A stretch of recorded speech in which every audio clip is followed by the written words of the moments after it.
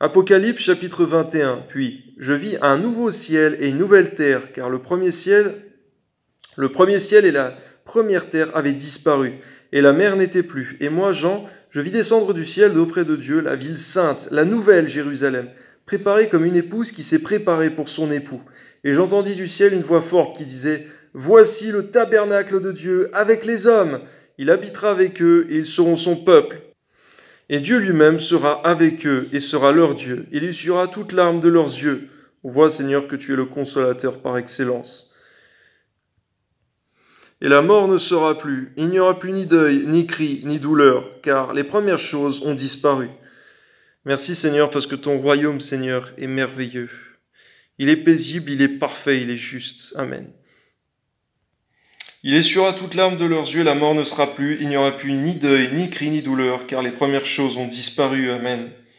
Et celui qui était assis sur le trône dit: Voici, je fais toutes choses nouvelles. Et il dit: Écris, car ces paroles sont certaines et véritables. Il me dit: C'est fait, je suis l'alpha et l'oméga, le commencement et la fin. À celui qui a soif, je donnerai de la source de l'eau de la vie gratuitement. Celui qui vaincra héritera ces choses, je serai son Dieu, il sera mon fils. Donne-nous de vaincre comme tu as vaincu, Seigneur Jésus. Amen. Mais pour les lâches, les incrédules, les abominables, les meurtriers, les impudiques, les enchanteurs, les idolâtres et tous les menteurs, leur part sera dans l'étang ardent de feu et de soufre, ce qui est la seconde mort. Vois, Seigneur, que tu ne tiens pas le péché pour innocent, ni celui qui ne se repent pas. Puis un des 7 anges qui tenait les 7 coupes remplies des 7 derniers fléaux vint et m'adressa la parole en disant: Viens, je te montrerai l'épouse, la femme de l'agneau.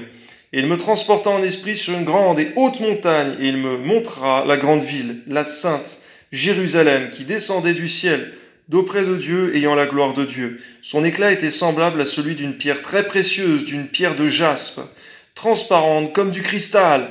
Elle avait une grande et haute muraille, elle avait 12 portes, et sur les portes 12 anges, et des noms écrits, ceux des 12 tribus des fils d'Israël. À l'Orient 3 portes, au Nord 3 portes, au Midi 3 portes, et à l'Occident 3 portes. La muraille de la ville avait 12 fondements, et sur eux les noms des 12 apôtres de l'agneau.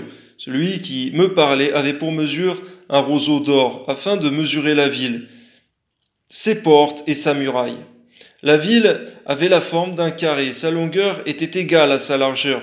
Il mesura la ville avec le roseau et trouva 12 000 stades. La longueur, la largeur et la hauteur en étaient égales. Il mesura la muraille et trouva 144 coudées, mesure d'homme, qui était celle de l'ange. La muraille était construite en jaspe et la ville était d'or pur, semblable à du verre pur.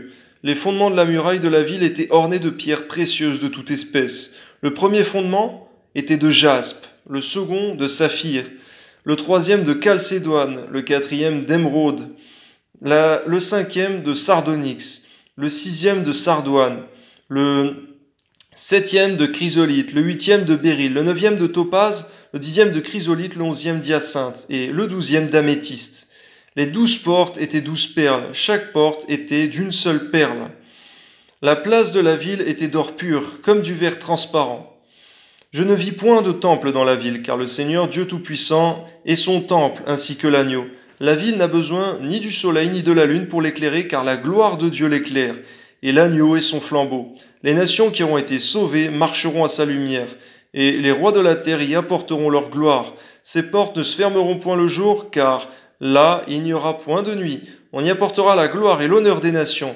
Il n'entrera chez elles rien de souillé, ni personne qui se livre à l'abomination et au mensonge. Il n'entrera que ceux qui sont écrits dans le livre de vie de l'agneau. À combien, Seigneur, il nous est cher et précieux que nos noms soient écrits dans le livre de l'agneau. Et Seigneur Jésus, lorsque tu disais aux disciples, après qu'ils aient chassé les démons, qu'ils ne devaient pas se réjouir, Seigneur, de ce que les démons leur étaient soumis, mais de se réjouir de ce que leur nom est inscrit dans le livre de vie. C'est vrai, Seigneur, notre service, Seigneur, nous réjouit sur terre, mais toutefois, Seigneur, ce qui doit nous réjouir le plus, c'est que nos noms soient inscrits, parce que ça a une rémunération éternelle. Merci pour ces solides fondements, Seigneur mon Dieu, que cette ville est là, Seigneur, et dont Paul parle également, cette ville, qui a de solides fondements. C'est celle que nous attendons, la Jérusalem céleste qui vient d'en haut et non celle d'en bas. À toi soit la gloire, Seigneur, parce qu'on verra aussi, Seigneur mon Dieu, que les 12 fondements de pierres précieuses ont chacun le nom d'un des 12 apôtres, Seigneur.